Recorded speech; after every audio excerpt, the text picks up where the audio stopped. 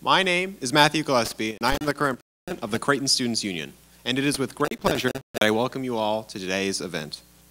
For those of you who may be unfamiliar, Creighton Students Union is Creighton University's only premier, comprehensive student government, representing over 7,700 students across the 9 schools and colleges of Creighton University, to faculty, staff, and administration. And we are proud to also be a co-sponsor for today's presentation. On behalf of the Creighton Students Union, we are today's speaker in conjunction with the Asian World Center as a part of the 2012 to Asian World Center Distinguished Series. The series began in 2010 and aimed at leading scholars and other professionals to Creighton's campus to share their experiences with fellow scholars, business leaders, and, of course, students. It consists of a lecture proper followed by a Q&A section, and we will follow the same today. Please join me in also thanking Dr. Young, Director of the Asian World Center, for putting together today's event.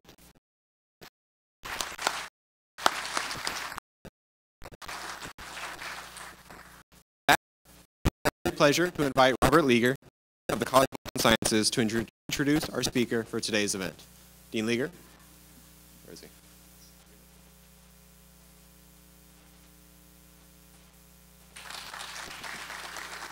Well, thank you. Yeah, Dean Leager is on a plane right now, heading to do good things, so I'm filling in for him and feeling very privileged to do so. And I want to welcome everybody to this annual lecture by the Asian World Center. This afternoon, we have the pleasure of having Mr. Weysan Dunn, Special Agent in Charge, Omaha Division from the Bureau of Investigation. Before I read a little bit about Mr. Dunn and his accomplishments, I'd like to recognize a few people. First, I'd like to also recognize Dr. Marong Jiang, the Assistant Professor of Political Science and Director of the Asian World Center. Every year we enjoy the rich programming through Marong's hard work and clear vision of an enlightened society. Please join me in another round of applause for Marong for what he does for Creighton and the community. We have also a few members of our administration here. Dr. Gail Jensen, Associate Vice President for Faculty Development and Dean of the Graduate School and University College. Dr. Rich Rossi, the Associate Vice President for Student Life. George Behringer, the Honorary Consul General of Japan. Dr. Sanjay Singh, Department of Neurology at Creighton University. And a very special welcome to Mr. Dunn's wife, Linda. Let's welcome them with a round of applause also. Now a little bit about our speaker. In January 2010, the FBI Director Robert S. Mueller named Weysan Dunn Special Agent in charge of the FBI's Omaha Division. Mr. Dunn's previous assignment was as Special Agent in charge of the Newark Division, and at lunch he was telling me that the Newark Division population was about 9 million he had to take care of. It's not quite that. His territory here is the Nebraska-Iowa territory, much less people, but much farther distance, and he said that he has the most field offices, resident field offices in the agency. Mr. Dunn began his career as an FBI agent in 1982. He served in San Francisco, Omaha, and Chicago divisions where he specialized in national security, high technology theft, extremist and violent crime investigations. While in Omaha, Mr. Dunn directed and conducted a domestic terrorism investigation that resulted in the dismantling of an extremist organization in southeastern Nebraska in 1985. In 1988, Mr. Dunn was promoted to Supervisory Special Agent of the National Security Division at FBI headquarters in Washington, D.C. He also served as an Assistant Inspector in the Inspections Division. In 1991, he became a Supervisory Senior Resident Agent in the Hartford, Connecticut Resident Agency. While there, he directed several violent crimes gang task forces that helped dismantle a number of violent street gangs in Connecticut. Mr. Dunn also led numerous organized crime drug enforcement task force investigations targeting major drug trafficking groups in New England.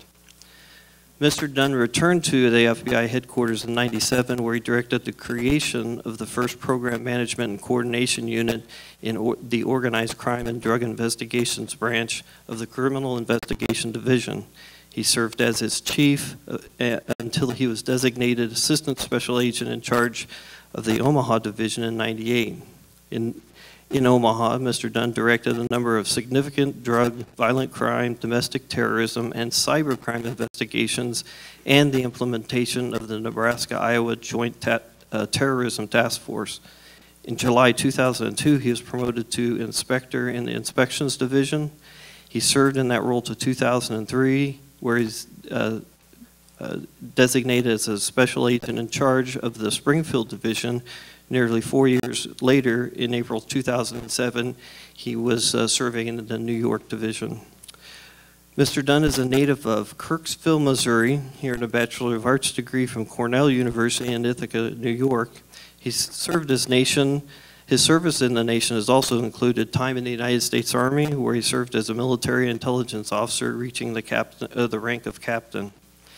His many awards include the Illinois State Police Director's Award of Distinction and the Illinois Law Enforcement Training and Standard Board Distinguished Service Award, an honorary doctorate from Yeshu University, the Presidential Meritorious Executive Rank Award, which recognizes a select group of career federal senior executive service employees each year. This award is conferred by the President of the United States in a recognition for sustained accomplishment. And he's also been awarded the Army Meritorious Medal.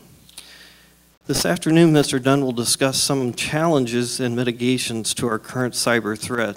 In my opinion, we couldn't be talking about a more relevant subject. Just in the past 5 years, we've seen a continued and ever sophisticated cyber attack against government, financial institutions, and other giants in the corporate world. Even with increased vigilance, these attacks are becoming costlier and more destructive. So without further delay, let me please introduce to you Mr. Weysan Dunn.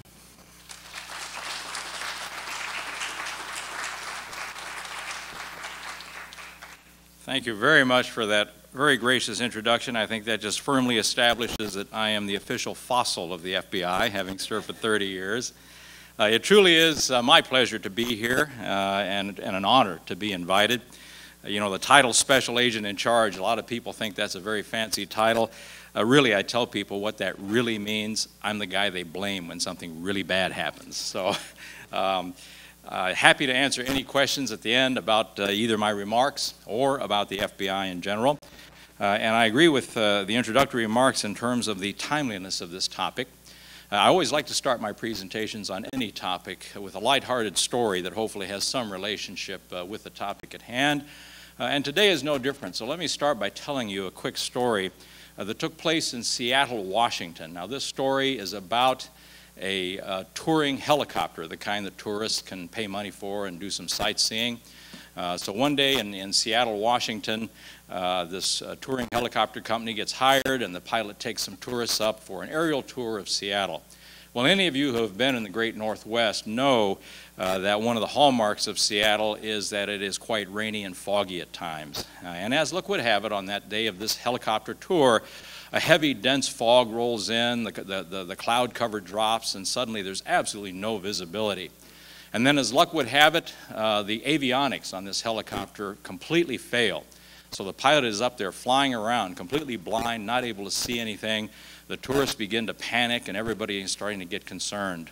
Well, the pilot, keeping his wits about him, slowly maneuvers until he sees a building looming in the distance. And he inches closer and closer to this building and starts circling the building very, very carefully. Soon, as he hoped, people inside see this helicopter circling and they start running to the windows and looking and trying to figure out what's going on. At that point in time, the pilot pulls out a big piece of cardboard that he keeps in the back of the helicopter precisely for such types of incidents. And he gets a magic marker and he scrawls in big block letters on this piece of cardboard, "Where am I?"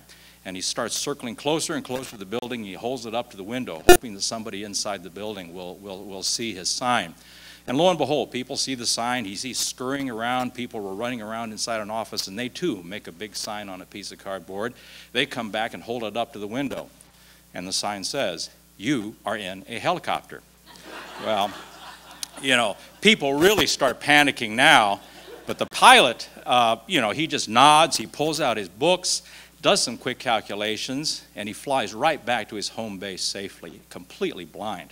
Of course, the tourists are amazed, and they said, "How did you do that?" That answer didn't seem at all to make any sense to us. And the pilot said, "Well, it was easy." He said, "Because that answer was technically accurate, but essentially useless at a practical level, I knew that had to be the Worldwide Help Center for Microsoft." So easy. Now, my apologies to anybody that owns Microsoft stock or perhaps works for Microsoft. Now, you know, most of you got that joke, probably because most of you have used Microsoft products at some point or know somebody that has. I ask you to think about the implications of that for a moment. You know, computer technology and the internet have now truly become one of the shared experiences that help form the fabric of our society. And these days, the latest YouTube video that has gone viral is likely to be the topic of casual conversation as much as the latest news headlines. And indeed, in some circles, perhaps even on this campus, you're more likely to hear conversation about the latest YouTube video than what the latest news headlines say.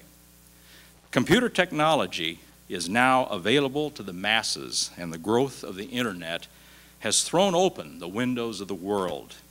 We now learn, communicate, conduct business, and socialize in ways that were unimaginable 20 years ago, perhaps even 10 years ago. This is truly the positive side of the advances in automation and information technology that the world is now benefiting from, much of which was pioneered right here in the United States. However, there is a downside, and that's the downside that I intend to focus my remarks on today. The downside of our increasingly digital and virtual world is that the internet is not just a conduit for innovation, commerce, and social interaction, but it has also become a conduit for crime, terrorism, and espionage.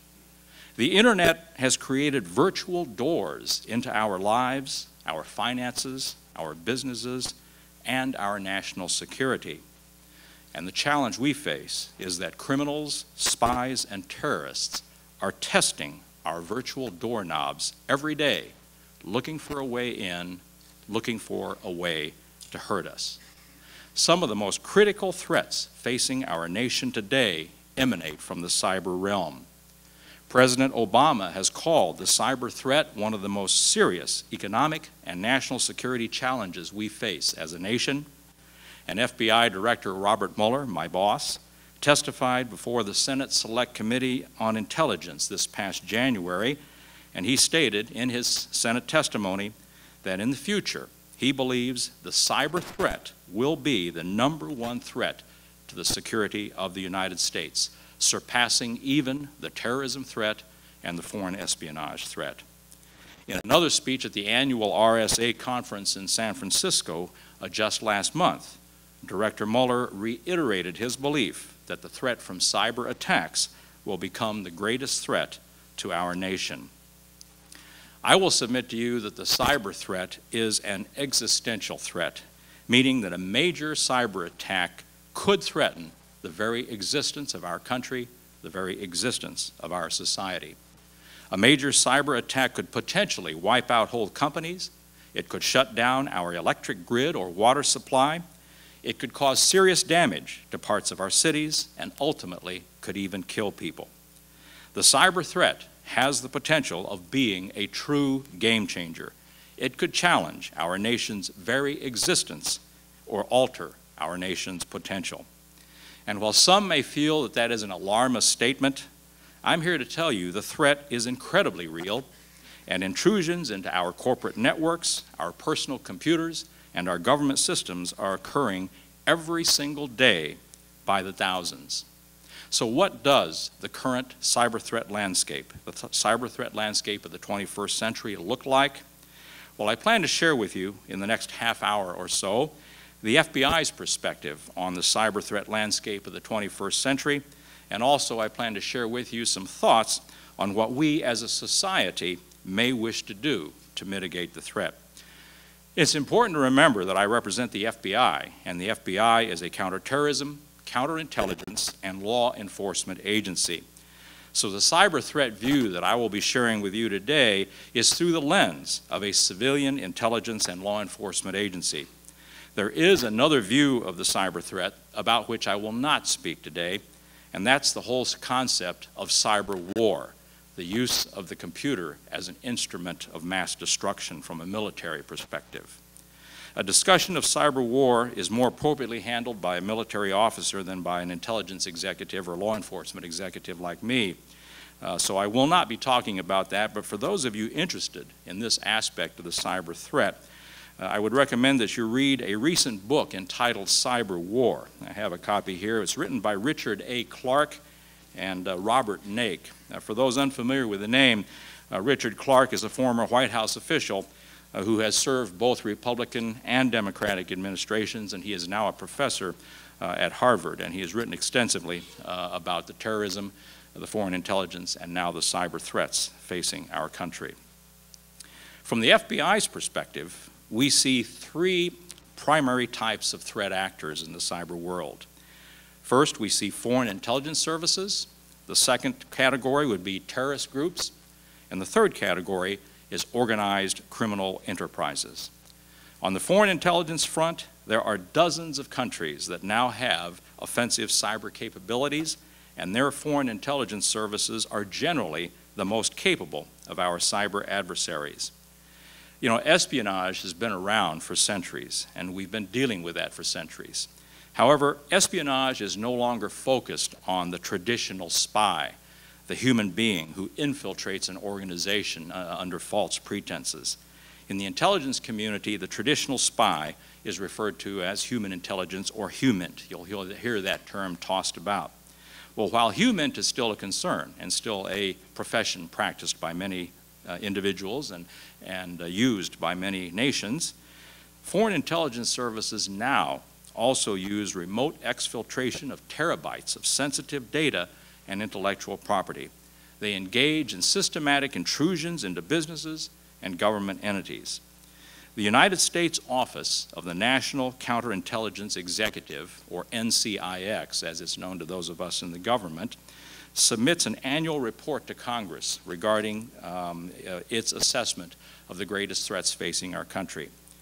Their most recent report was submitted in October 2011, and it dealt with foreign economic collection and industrial espionage, and I have a copy of that here as well. This is an unclassified document. It is available on the internet, and I would encourage you to take a look at it, because among other things, this document says that foreign economic collection and industrial espionage against the United States represent significant and growing threats to the nation's prosperity and security. This document further says, increasingly, economic collection and industrial espionage occur in cyberspace, reflecting dramatic technological, economic, and social changes that have taken place in recent years in the ways that economic, scientific, and other information is created, used, and stored. Now, the targets of your foreign intelligence cyber threat run the gamut from government networks to cleared defense contractors to private companies from which they seek to steal secrets or gain competitive advantage for their nation's companies. One company that was recently a victim of a foreign intelligence intrusion determined that it had lost 10 years worth of research and development valued at $1 billion virtually overnight. So what countries are doing this? What countries pose the greatest cyber espionage threats? The answer shouldn't surprise you.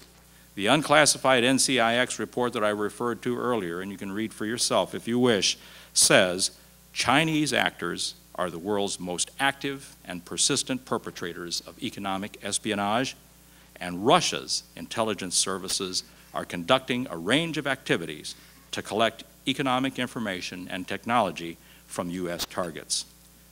Indeed, China's efforts to steal sensitive American technologies and proprietary information is so pervasive and so prolific that some experts in the field have described the situation as tantamount to being the United States actually financing all of the PRC's research and development efforts. With regard to terrorism, we know that terrorist groups are very interested in impacting this country through a digital attack in the same way that they have historically attacked us through kinetic means. They're always looking for creative ways, to hurt us. Some say that terrorist groups currently do not have the capability to do it themselves, and while that may be true, the reality is the capability to conduct such an attack is available on the open market. If you know where to look for it on the internet, you yourself can find it. And as 9/11 taught us, we cannot assume that just because something has not been done before, that it is not a possible threat. So while terrorists have not yet used the internet to launch an attack, their intent to do so should not be underestimated. We know terrorist groups are already using the internet in a variety of ways. For example, Al-Qaeda in the Arabian Peninsula, one of Al-Qaeda's known franchise affiliates in the world, publishes an English-language online magazine called Inspire. And Inspire is used by Al-Qaeda in the Arabian Peninsula to share ideas, recruit members, and even provide training on terrorist tactics and tradecraft. In Somalia, Al-Qaeda's affiliated group there, Al-Shabaab, uses the internet to taunt enemies, to encourage terrorist activities, and to recruit. And in fact, Al-Shabaab particularly targets its internet recruiting campaign on American youths. They have done such things as produce rap videos targeting American kids, attempting to recruit them to join their cause. We also know that the individuals who claimed responsibility for the attempted bombing of Times Square in May 2010, we know that they conducted reconnaissance and surveillance of potential target sites through public web cameras available on the internet. We know they also shared operational details on file-sharing sites and communicated by remote conferencing software.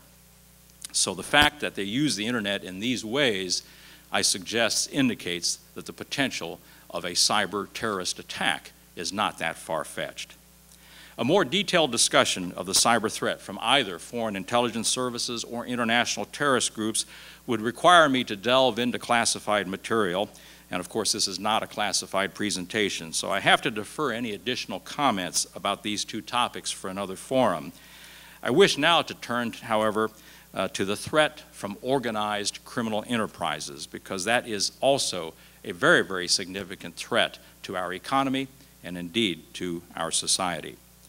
Organized crime groups are increasingly migrating their traditional criminal activity from the physical world to the cyber world.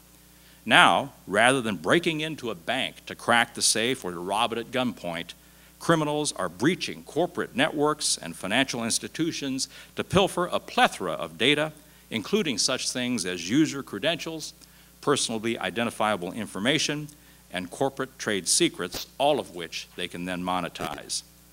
These groups are often made up of individuals living in desperate places around the world, and they have stolen hundreds of millions of dollars from the financial services sector and from its customers.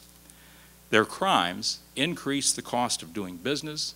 Their crimes put companies at a competitive disadvantage. It creates a significant drain on our economy, and ultimately, it takes money out of your wallets and out of your purses. In one of the most sophisticated and organized attacks on the financial sector, an international network of hackers obtained access to a financial corporation's network and completely compromised its encryption system. They then stayed inside this particular financial corporation's network for months, watching, doing reconnaissance, recording who does what, capturing sensitive information, and then after doing so, they were able to steal millions of dollars in less than 24 hours when they finally decided to take covert action. Now, I will not mention the name of that company, nor any other companies to which I refer, because one of the things that we in the FBI assure our customers, if you will, the public, is that when we conduct an investigation into a cyber intrusion, we respect confidentiality, we respect proprietary information, and we also respect the reputations of the companies or individuals involved. So we don't disclose who the victims were unless, of course, it comes out in court. And at that point in time, it's a success story because it means we're bringing somebody to justice for committing a very serious crime.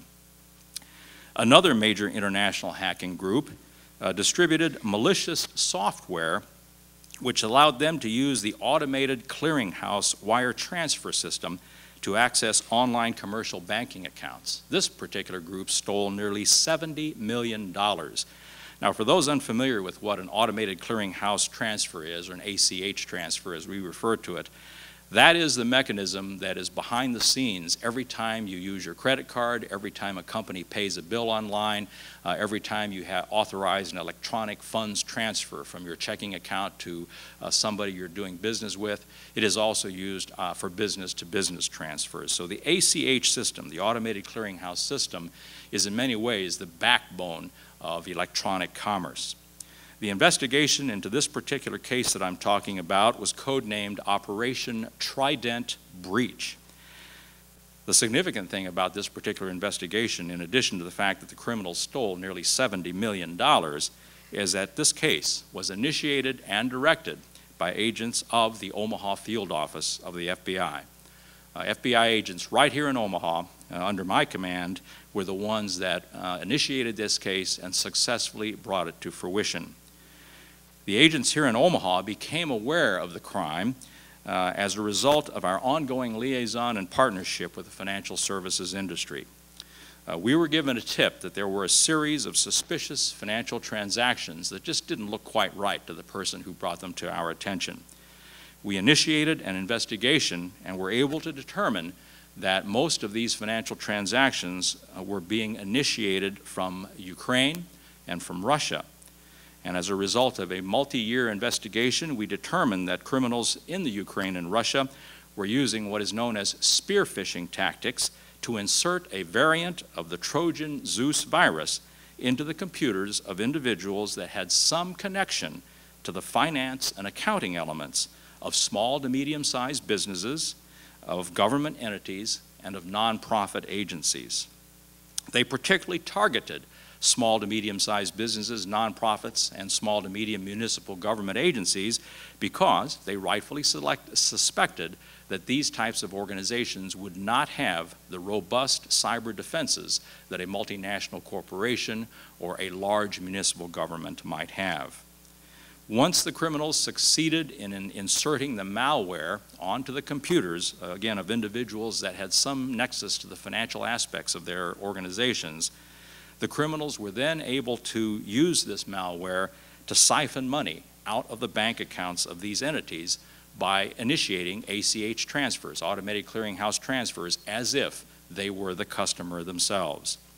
Much of their criminal activity, we determined, was conducted through computer servers located in the Netherlands.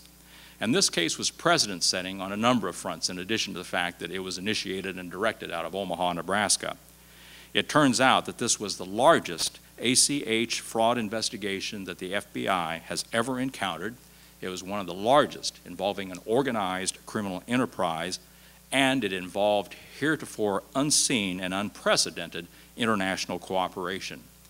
In October of 2010, when we were ready to file charges and make arrests, FBI agents from Omaha, Nebraska were actually dispatched to London, Russia, the Netherlands, and Ukraine to coordinate and execute searches and arrests. And it was all directed from my command center not too far from here. That was quite a unique operation, not only because of the different time zones involved, but really the different cultures involved. Trying to coordinate raids between the Metropolitan Police in London and New Scotland Yard and the paramilitary police in Ukraine was quite a challenge, and I'd be happy to share some of those stories at some point. I was getting calls from my agents literally from around the world saying, "You're not going to believe what's happening here," but we ultimately were able to cause everything to come together. The two cases that I've highlighted, in particular the one that emanated and was directed from here in Omaha, illustrate the global nature of cybercrime and show that the offense clearly outpaces the defense in today's cyber realm. It's very difficult to put a price tag on all of this criminal activity, but a number of private consulting firms have attempted to do that. In 2011, the Norton Corporation, most of you are probably familiar with that, published a cybercrime report that put the global cost of cybercrime at nearly $400 billion a year. The 2011 Norton Cybercrime Report also found that there are more than 1 million victims of cybercrime every day. And a study released last August by the Ponemon Institute found that the number of attacks on companies it surveyed in 2011 were up 45% from 2010 and cost 70% more to fix. On average, according to their survey, each attack took approximately 18 days and $416,000 to recover from. And that's only the tip of the iceberg, because all the cases to which I've referred and the statistics that I just quoted to you refer to what we call remote access attacks. That's where somebody sitting in a remote location, probably even in another country, is able to intrude upon your computer or your computer network. Well, in addition to remote access attacks, the reality is our adversaries are using multiple attack vectors, including things such as attacking the supply chain. That's where they compromise computers before you even buy them, by inserting malware at some point in the chain from manufacture to sale. They also are using trusted insiders, people in your own organization that wittingly or unwittingly are helping them. And now we are seeing an increase in use of proximity attacks. These are attacks and intrusions using such things as Bluetooth and Wi-Fi and other wireless accesses that can be achieved without even physically touching, in the electronic sense, a computer. So what does the typical cyber criminal, the individual that is committing this sort of crime, look like these days? Well, most of the cyber criminals that we are encountering are not hardened convicts. Most are white-collar criminals who just think they can outsmart law enforcement. However, the ubiquitous nature of computer technology and the potential amount of money that can be made is resulting in cybercrime becoming more popular with your traditional, violent, organized crime organizations. Alarmingly so, we are now seeing an increased number of cyber criminals who have criminal histories and who are not afraid to use violence, and in fact who do engage in violence to further their cyber criminal activity. Cyber criminals have also evolved over the past decade. In the not too distant past, your typical cyber criminal was a lone operator. One person would conceive of the crime, devise a means to commit it, and then benefit from it, relying on his or her own skills and keeping the profits for themselves. Such self-reliant cyber criminals are increasingly rare in the cybercrime world of the 21st century. Cyber criminals now are typically members of at least one online forum, website, or chat service, and there are numerous online forums, websites, or chat services that are really geared for cyber criminals. Some of these are public. Anybody can find them, while others have requirement for membership, and you can only gain access if somebody else who knows you because of a cyber crime or exploit that you have conducted vouches for you. And we are seeing cyber criminals trading tips and techniques with each other. We are also seeing a trend of specialization and organization amongst the ranks of cyber criminals.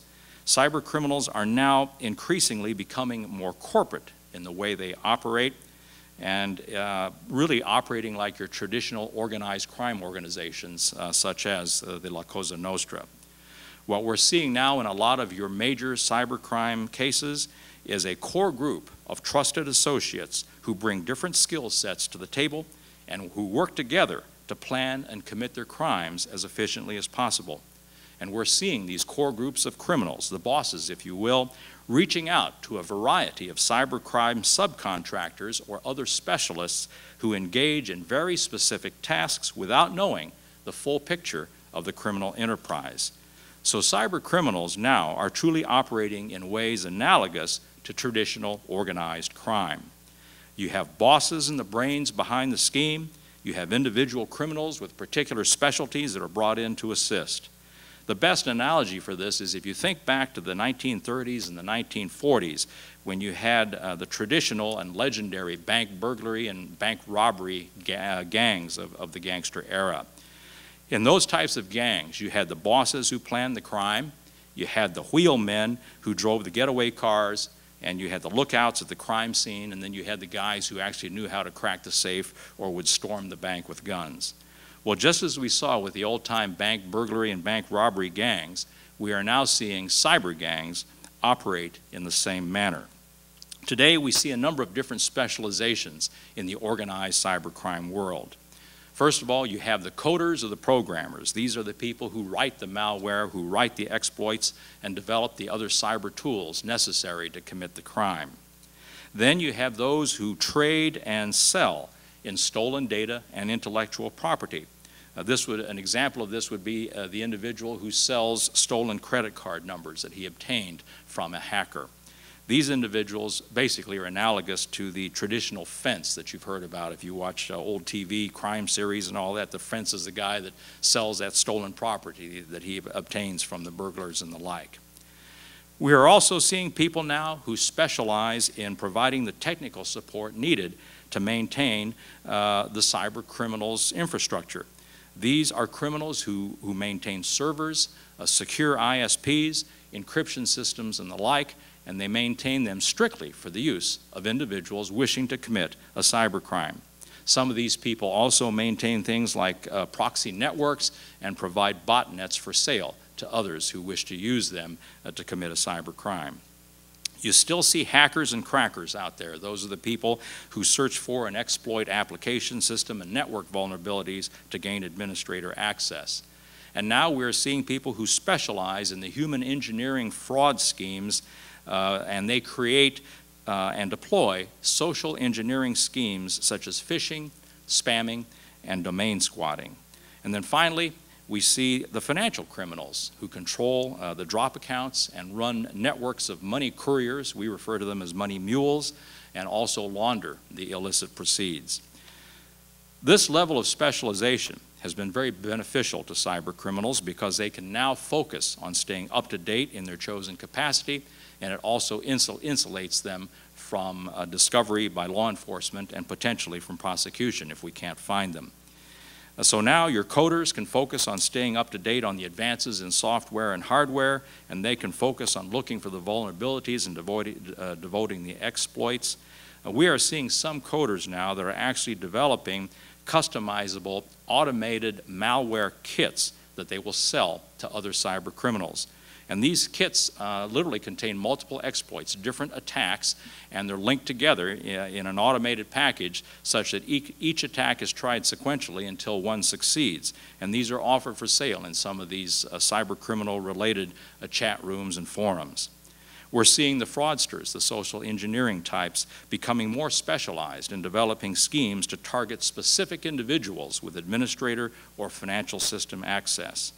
We're seeing these people now oftentimes conducting extensive research of publicly available information and of social networking sites and of corporate websites and corporate products such as financial reports and the like to develop information and a profile of individuals in a variety of corporations so that they can then develop a specific scheme designed to target a specific individual in a specific corporation and make it appear that a spear phishing email, in fact, is coming from a colleague known to the victim in their very own company. That's the type of sophistication and effort we're seeing, and because they're specializing, they are able to do that now. Even the money mules, the couriers of money, are starting to become specialized. While we still see some of the money mules as people who are innocently duped into becoming conduits of money through internet-sponsored work from your home scams and the like, we are now also seeing career mules, career money couriers who regularly engage in transferring money between bank accounts for a percentage of the cut. And we are also seeing now an increasing number of mules who are recruited overseas and specifically sent to the United States on student or work visas for the purpose of establishing a physical presence here, opening bank accounts, and then using those bank accounts to transfer money on behalf of international cyber criminals. So now that I've painted a somewhat grim picture for you, you're probably thinking, What are we doing about it? And more importantly, what should we be doing about it? Well, the good news is we have made combating this challenge a top priority, not only for the FBI, but the entire U.S. government. For the FBI, it is our third highest national priority, our number one priority being counterterrorism, number two, counterintelligence, and now number three is cybercrime. The FBI has formed cyber squads in each of its 56 field offices, and the one here in Omaha, the one that conducted the Trident breach investigation, is actually known as one of the precedent-setting and cutting-edge cyber task forces in the country. So you should be very proud of the fact that your community is well served in that regard. The FBI now has more than 1,000 cyber-trained FBI special agents, intelligence analysts, and forensic examiners. And we've increased the capabilities of our employees by selectively seeking candidates with the specialized skills that they need. In the last 4 or 5 years, we have made a concerted effort and successfully hired many agents with advanced degrees in computer science or information technology. Many of the individuals we are hiring have prior work experience as systems administrators or network security specialists. And if there are any information technology majors in the audience today, I would encourage you to consider a career with the FBI. We've learned and we have shown that hiring people with these skills and then teaching them to be FBI agents and investigators is much more effective than trying to teach an old-time FBI agent like me how to conduct a cyber investigation. As an agency with both national security and law enforcement responsibility, the FBI is well positioned to address the cyber threat. The anonymity of the internet often creates challenges in determining exactly who the adversary is, but because we have both intelligence and law enforcement authorities and we have an international reach, we are often able to successfully investigate, identify, and target the criminal as well as the foreign intelligence and international terrorist actors. But the thing is, we in the FBI recognize that we cannot do it alone. No one agency is capable of protecting the internet and is capable of addressing the cybercrime threat. As a result, the FBI initiated the National Cyber Investigative Joint Task Force, NCIJTF. It is now recognized throughout the United States government as the premier entity for coordinating cybercrime types of investigations, and more than 20 federal agencies are full-time members now of the NCIJTF. This task force operates under the concept of threat focus cells. What that means is within this entity we have small groups of agents, officers, and analysts from the 20 different agencies, all of which are subject matter experts, and each of these small groups focuses on a very, very specific threat and devises schemes to address that threat from top to bottom, and then harnesses the abilities of each of the 20-member agencies to actually initiate investigations and operations to try to defeat our adversaries when it comes to the cyber threat. Through the NCIJTF, we have collected real-time intelligence that has actually allowed us to thwart cyber crimes before they have occurred. We've also forged tremendous relationships with the private sector and with academia through such programs as the FBI InfraGuard program, which is an FBI-sponsored public-private partnership network with more than 36,000 members. These partnerships have led to robust information sharing through which we've prevented attacks before they've occurred and through which we've helped to sensitize the community as well as leverage the expertise that exists in academia and the private sector for the benefit of protecting this country's cyber infrastructure. There have been countless times as a result of these efforts where the FBI has gone to a company and told them they were breached and told them exactly where the intruder was to the network, and invariably the victim is shocked to learn of this. During the Trident breach investigation, I can count just in my own personal experience dozens of times when agents would contact the chief financial officer of one of the victim companies and say, did you just transfer $500,000 out of such and such an account? And of course the person would say, no, I didn't. And then we would say, well, somebody did, and you've just been victimized, and we need to talk.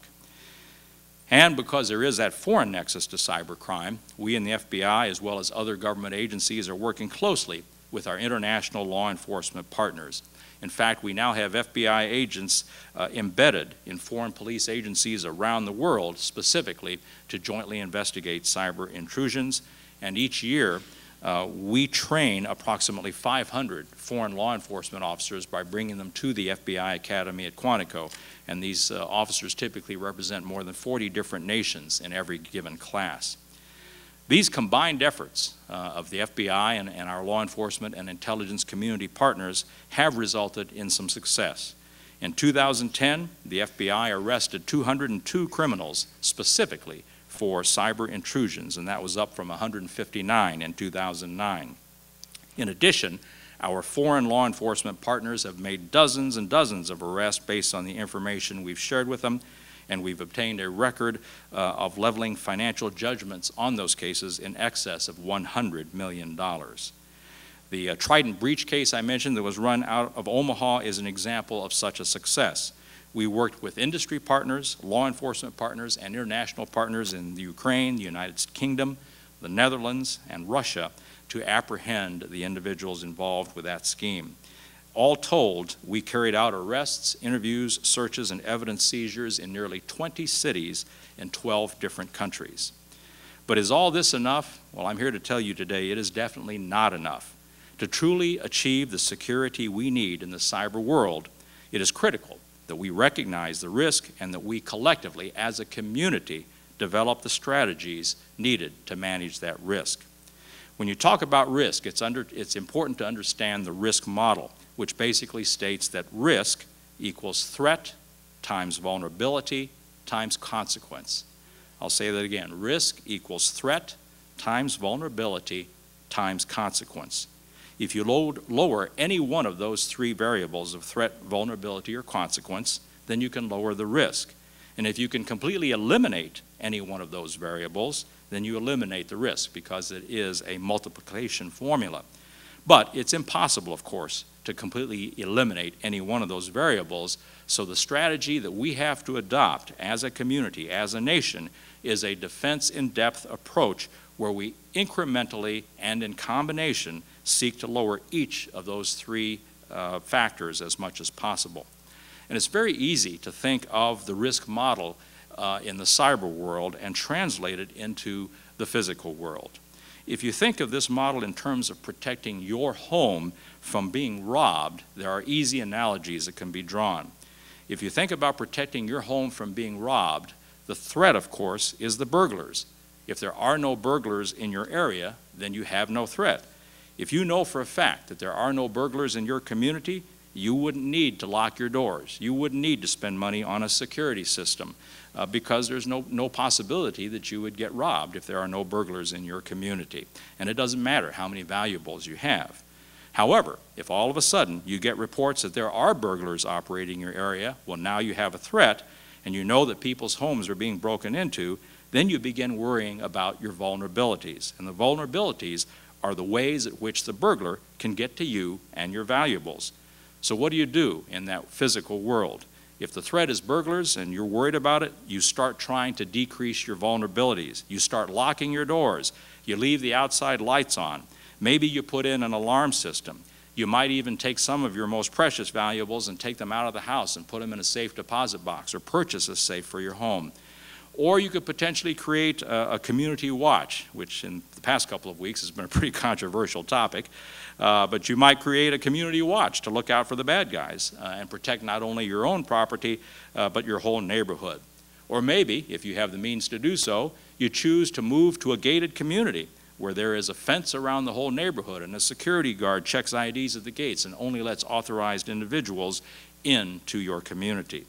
What about consequences? Well, that's what happens if the burglar succeeds, if they actually steal your valuables. So consequences are what you must address if the bad guy gets in. How do you manage those consequences? You can do things like purchase homeowners insurance to replace the valuables that you might lose. Or you might put up a hidden video surveillance system in your home. Now, while that won't protect your valuables from being stolen, it might help you recover them afterwards and catch the criminals that did it. These concepts can easily be translated into the cybersecurity realm. We've already established that the threat exists, and they're out there. Those are your criminals, your foreign intelligence agencies, and your terrorist groups. We know there are many adversaries that wish to exploit the cyber world to our detriment for their own gain. So we are attempting to reduce that threat by taking law enforcement, intelligence, and economic action to deter each of those adversaries from acting.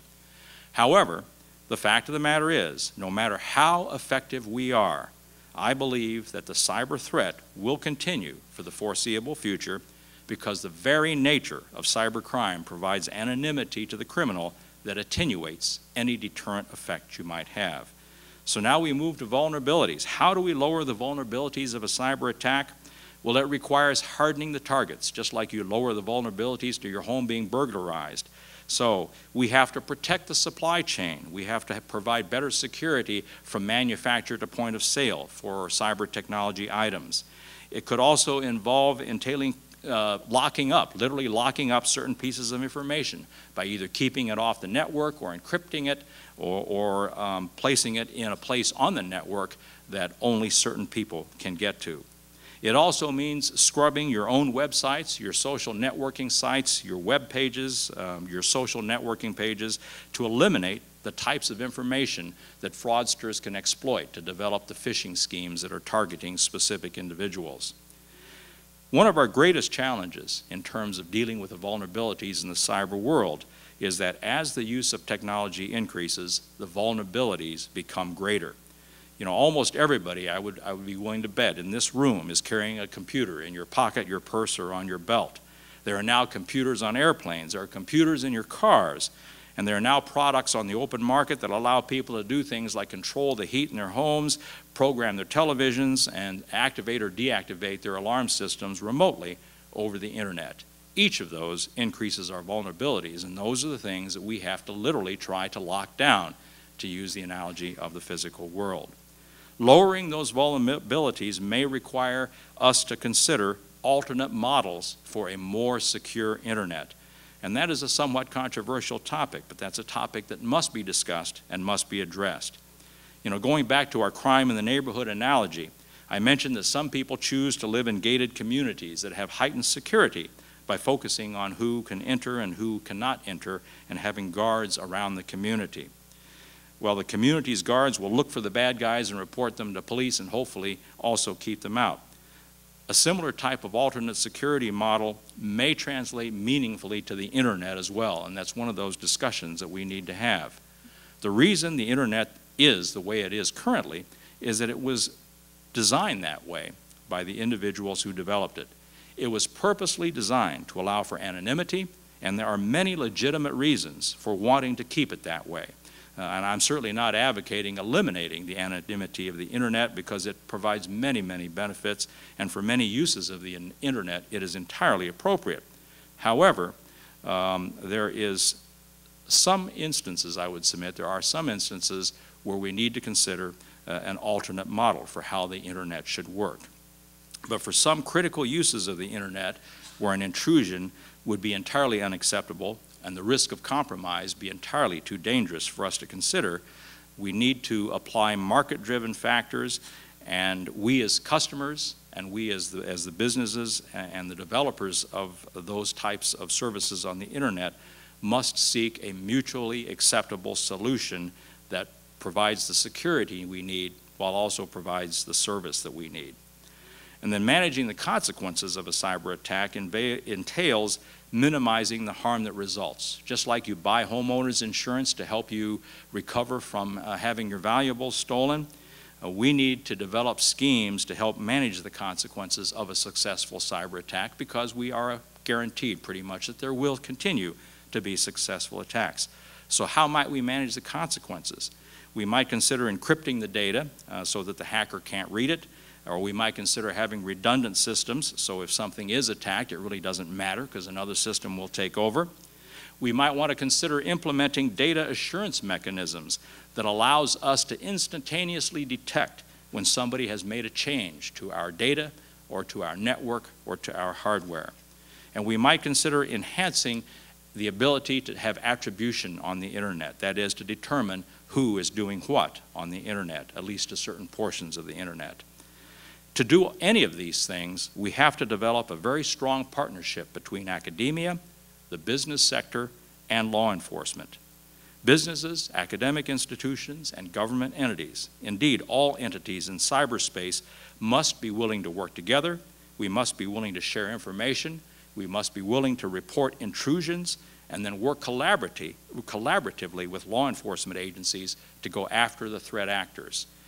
Currently, there is a hesitancy among many portions of society to go after cyber threat actors. They prefer to keep the fact that they've been intruded upon quiet. Well, I will tell you, if we do not go after the threat actors, that will only serve to embolden them and to increase the risks that we all face. It is essential that we begin a public dialogue about these issues. It's not enough just for the experts and the cyber geeks and the cyber agents and sleuths to be talking about it. It is something that we as a society must become engaged upon. We must take the time to assess and evaluate the risk postures of our organizations and agencies, and we must ask whether we have the proper balance of security and access to ensure the long-term viability of the Internet. Because it is my belief and the belief of my colleagues in the FBI that the current model, whereby we are constantly playing defense after the fact, is in the long run an unsustainable model. We have to determine whether existing cyber risks are too great for the benefits received, and we must find ways to improve our data and our cyber infrastructure systems. Those discussions, I submit, must begin now, and I challenge each of you to play a part in initiating those sorts of discussions. The solutions to this dilemma have to be developed through a collaborative and a cooperative effort by the customers, the technologists, the entrepreneurs, and by law enforcement. We have to continue to push forward together because our adversaries in the cyber world are relentless. They want our money, they want our property, they want our secrets, and some seek to harm us physically as well. As Director Mueller of the FBI noted last month in his remarks before the RSA conference, he said, we're losing data, we're losing money, we're losing ideas, and we're losing the innovation of our nation. So as I close, I will challenge you to not ignore the threat. I challenge you to work together with us in law enforcement and with other sectors of the society, and together we must seek a way to stop the bleeding. Together, it is my belief we can turn the tide against our adversaries, and together we can bolster the security of our nation's information and networks and infrastructure. That concludes my prepared remarks. I'd be happy to take any questions about either the cyber threat or anything else that the FBI may have some insights on, and I thank you for inviting me here today.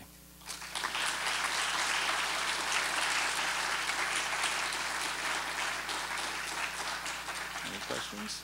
Okay. Questions? All right. So, Marlon, do you want to grab a microphone? If you have any questions, please just raise your hand and we'll get you if you're willing, Mr. Dunn. I think we have one in the back there, Marlon.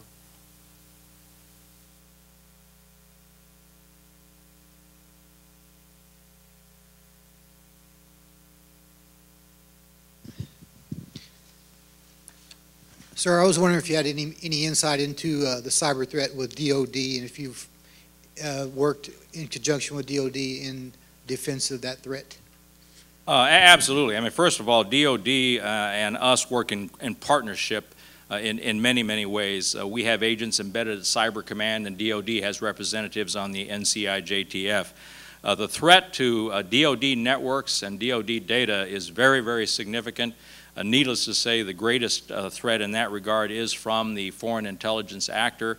I can tell you virtually every military installation in this country is the target of hundreds, if not thousands, of attempted intrusions each day.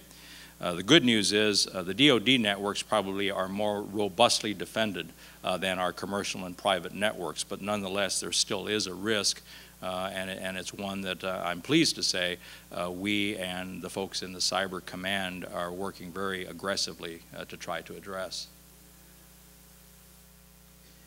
It seems like the major problem is an international problem, that one country in itself, and you've addressed some of that in talking with other countries. As we have international control of the air travel industry, is there anything equivalent to that in the cyberspace law?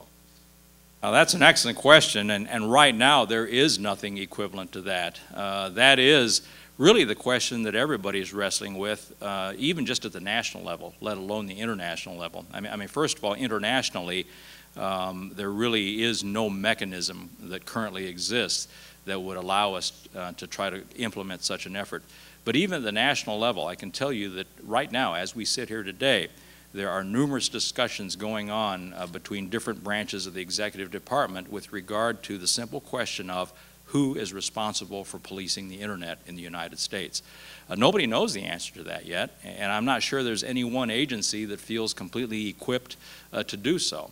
And of course, we have to be very careful how we consider doing that, because policing the internet obviously touches on tremendous issues related to civil liberty, to the First Amendment, to commerce, and a variety of other issues. So that is one of the big challenges. I mean, as I indicated, the internet was designed intentionally to be redundant, to be anonymous, to be widely accessible, and it is because it is working exactly as it was intended that it presents tremendous challenges in terms of exerting any form of control. And ultimately, when you're talking about the international realm related to your question, you're going to have an agreement among different countries. I mean, from a law enforcement standpoint, let me just pose one scenario to you, which for us is really very, very vexing, and it's something that we work through on every individual case that has an international aspect. And that is the issue of executing a search warrant.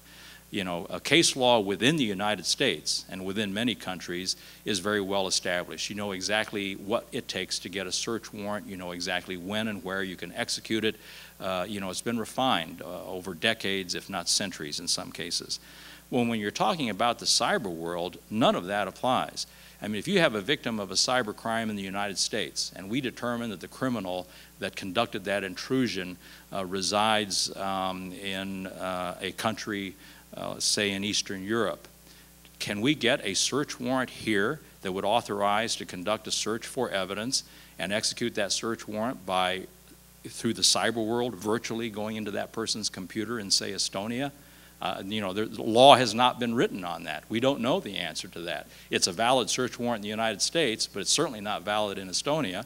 But if we're not going to Estonia, but we're sitting here in Omaha, Nebraska, just typing in something and executing a search warrant on a computer in Estonia that victimized somebody in Omaha, is that legal or not? That's the sort of question that's being debated right now. And that's the sort of question that will take a considerable amount of effort and ultimately international agreement, which frankly will take a long time to occur before we can really effectively deal with those sorts of issues. In light of the fact that the offensive typically has the advantage in the cyber realm, I wondered about your thoughts regarding the use of active defenses during a breach or the practice of private companies doing hackbacks immediately after one. I'm not sure exactly how you want me to address that. I mean, that is being done. I guess the question that really has to be answered when you do that is first of all, what are the legal issues? And because it is so new, really there are no laws that address that. You know, the best equivalent to that in the physical world is your laws dealing with self-defense, which again in the past couple of weeks have been a topic of much discussion and some controversy. But again, with regard to the United States, because when you talk internationally, it's a whole different ballgame. But even in the United States, most states have laws that define what is self-defense. Well, what does that constitute in the cyber world? If somebody is intruding on your computer, is attacking your computer, are you legally authorized to fry that person's computer? You know, if you're legally authorized to use deadly force against somebody that is attacking your body, are you legally authorized to use the equivalent of deadly force to kill an intruding computer? Those are questions that haven't been answered, and those are questions that need to be addressed. As far as whether it's a good idea to do that, you know, I would have to say, I mean, I would equate that to the physical world in the sense that if you're going to attempt to fight back as opposed to just lock your doors or run away.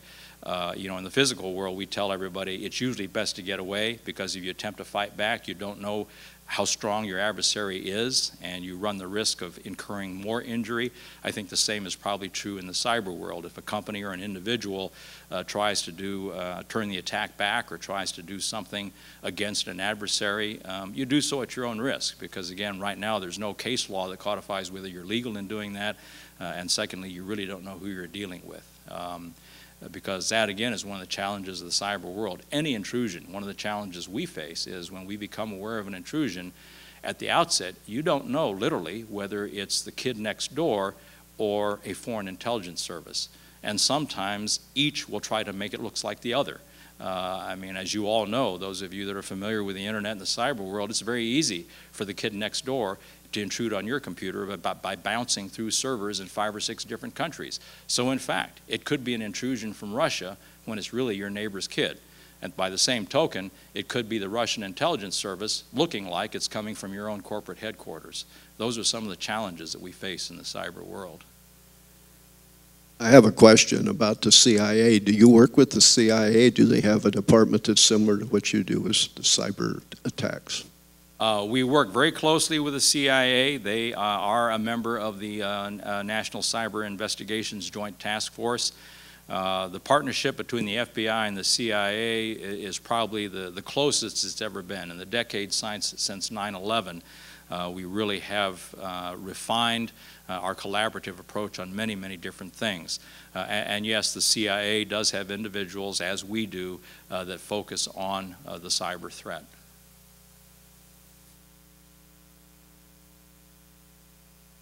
Yes, I have a question about government action that is currently in the process of occurring that we can see lately with things like SOPA and PIPA.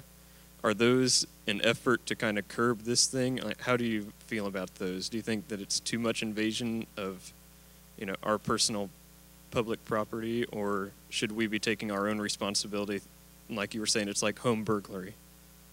Well, that's why I think we need to have that dialogue. Those are the very types of questions we need to ask. And our approach from the FBI standpoint is we really want to know what society expects. And that's why I say it's important that we have that dialogue. Because those of us in the law enforcement community and the intelligence community, I mean, our charter is to serve the citizens. I mean, you are our bosses, ultimately. So, what level of monitoring is appropriate? What level of monitoring is expected? Those are the type of questions that have to be addressed. And right now, those types of dialogues are either just getting initiated or have not yet been initiated, and that's why right now there is a lot of controversy. And we really need to figure out, I think, what the expectations of our society are, because ultimately, at least the FBI's approach is, we are here to serve the society, and we need to know what the expectations are. And ultimately, that will hopefully be codified into laws. My personal opinion is that we probably will need to see a somewhat of a segmentation of the internet. There are portions of it that I think legitimately should stay wide open, should stay somewhat anonymous, but there are other portions of it that I think will need to be locked down tighter, will need to be more restrictive. And that's true of the physical world. There are public places where anybody can go and anybody should be able to go. There are other places, ranging from gated communities to military installations to government facilities, where you have to, have clearances to enter. You're searched before you can go in. You have to positively identify yourself.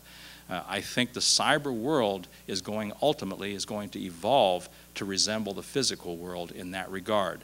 There will be places that are still wide open and where you can participate anonymously, and there will be other places where it's much, much more secure, much more difficult to get into, and where your movements are watched very closely. Can you elaborate on the visa issue? You mentioned that student visas and work visas are being issued to people who come here and set up camp to do cyber terrorism. Can you elaborate on maybe the screening, or is there screening being done on the front end by Department of Homeland Security, or how can we address that issue? Well, that's a very tough issue. I mean, first of all, the screening that is, I mean, yes, there is screening of all visa applications, but the screening is not specifically for people coming to commit cyber crimes. I mean, all visa applications are screened by a set standard, a set list of standards to ensure that we're not letting in spies, criminals, and the like. The problem is many of these people that are sent over as the money mules, that's specifically where we're seeing the problem, are young people without previous criminal records. They pass the standard screening with regard to anybody coming in on either a student or visitor's visa. And once they get here, you know, they establish those bank accounts and start funneling the money back. Obviously, if we identify them, we have identified many individuals doing this, their visas are revoked and they're prosecuted and they're deported. But the challenge is when they first apply for that visa, there's no way to tell if they're being sent here by a cyber organized criminal group if they have no previous criminal record. And many of these are young people, many are college-age people. Many even come over here and take 1 or 2 classes just to appear to be legitimate. In the Trident breach case that we had that was run here out of Omaha, we identified hundreds of mules around the world. We're still trying to identify some of them. Others we have identified and prosecuted. The ones that were found in this country were arrested and are in the process of being prosecuted and deported. Mr. Dunn, I have a 2-part question. First part has to do with, as the cyber threat continues to increase, is the funding for organizations like the FBI and other organizations sufficient to keep up with it? And if it isn't sufficient, what can we as citizens do about it? That's a great question. The funding is always an issue, and additional resources most definitely are needed. I mean, as one example, in order for us to adequately deal with the cyber threat, we are very aggressively hiring individuals that have that robust information technology background. But we're competing, you know, with the Fortune 500 companies who are paying much, much more than we are. Fortunately for us, a lot of people choose to join us because of their sense of patriotism, because of their desire to really want to contribute to what they see as a worthwhile effort. But at the same time, it's hard to compete. It's hard to go up to a network administrator and say, hey, come be an FBI agent on an FBI agent's salary when the company they're working for says, you know, you get a bonus of a 6-figure bonus every year just by being here. So. Yes, I think additional resources will be needed across the board, not just for the FBI. I don't want to be parochial about it. And as far as what the average citizen can do about it, I think that's probably part of the dialogue about which I was speaking, is that we need to force our legislatures through dialogue to really address this issue, because it's really not an issue that's being addressed in a robust and concerted manner. And once we have that dialogue and really have a strategy mapped on perhaps how we want to proceed, we need to make sure that the appropriate agencies involved have the resources to do it. And it is a tremendous challenge. I have a question going more toward attacks against mobile devices. That they know they have been, at least concerns that have been increasing over the past few years for smartphones, what have you not. Have you, or have there been effective attacks or has that increased over the years, and is that becoming a larger concern through through smartphones, or have they been pretty minimal? From your experience, heretofore, they've been minimal, but they are definitely increasing. Attacks on smartphones are increasing, and smartphones are vulnerable. It's just like any of the technologies. Once a certain technology proliferates, those that seek to exploit it will go after the type of technology it offers the most prominent target, if you will.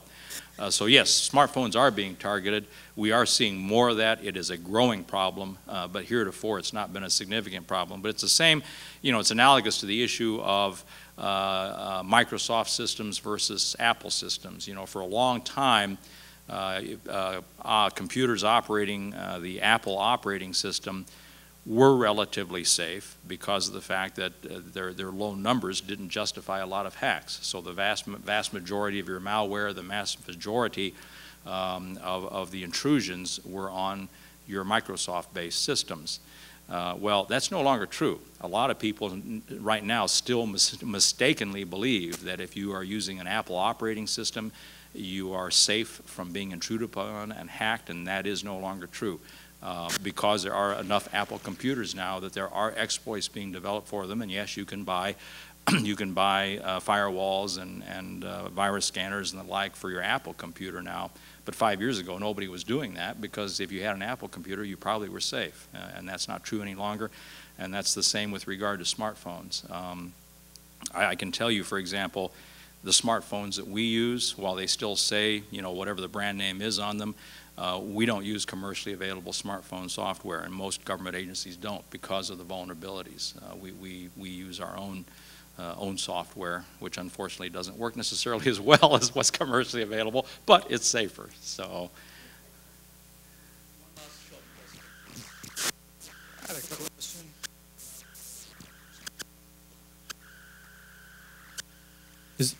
Okay. I have a question about the fact that you're working on both the law enforcement and sides.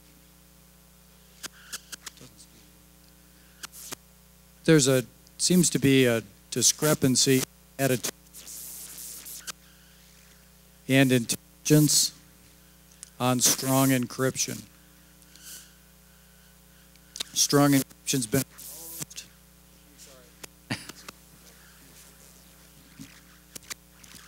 Is this working better? Great.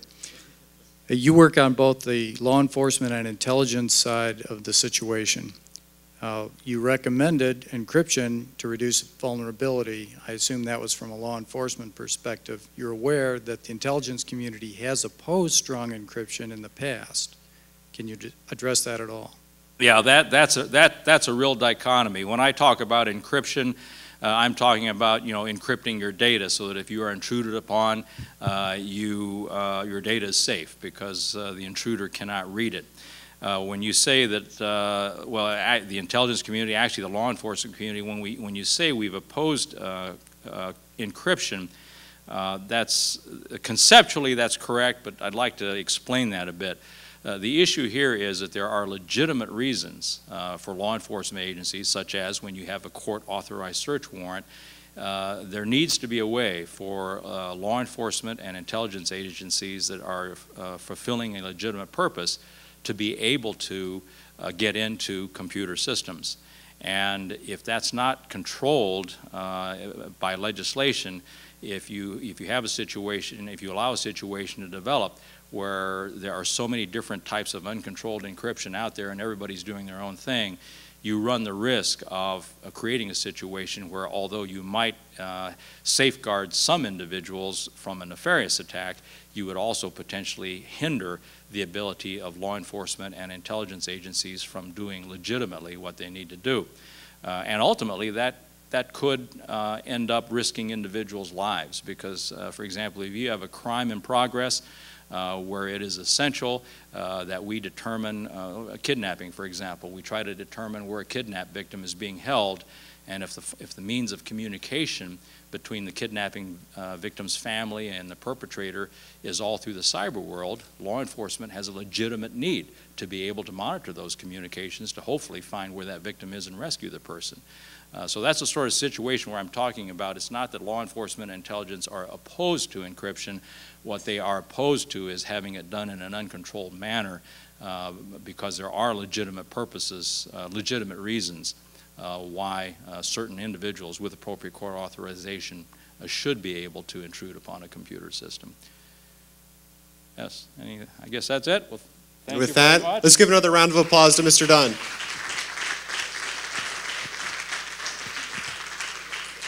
Thank you very much for coming to this event, and also allow me to present this to Mr. Weysan Dunn for his distinguished lecture today. Thank you very much. Thank you. That's beautiful. Very nice. Thank you.